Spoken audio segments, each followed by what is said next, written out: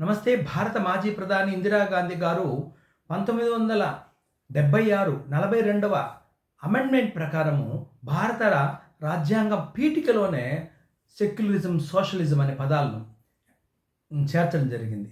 దీనికి ఎటువంటి లోక్సభలో మద్దతు లేదు. అయినా కూడా చేయడం జరిగింది. అది ఎప్పుడు చేయడం జరిగింది?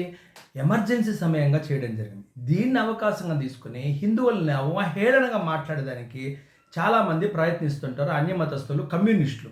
దీనికి సహకారం, ఇందిరాగాంధీకి సహకారం చేసింది ఎవరంటే మళ్ళీ కమ్యూనిస్టులే.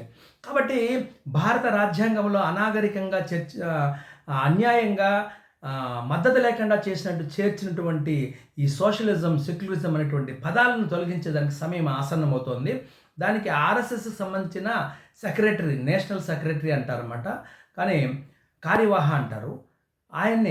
ఆయన గారు నిన్న ఒక సభలో, రాజ్యాంగ వ్యతిరేక ఎమర్జెన్సీ సభలో మాట్లాడుతూ సమయం ఆసన్నమైంది, భారత రాజ్యాంగ పీఠికలో అప్రకటితంగా అన్యాయంగా చేర్చినటువంటి సెక్యులరిజం, సోషలిజం అనే పదాలను తీసివేయాల్సిన అవసరం ఉంది అని తెలియజేయడం జరిగింది. నేను ఆహ్వానిస్తున్న మా హిందూ ఉపాధ్యాయ సమితి కూడా పూర్తిగా ఆహ్వానిస్తుంది.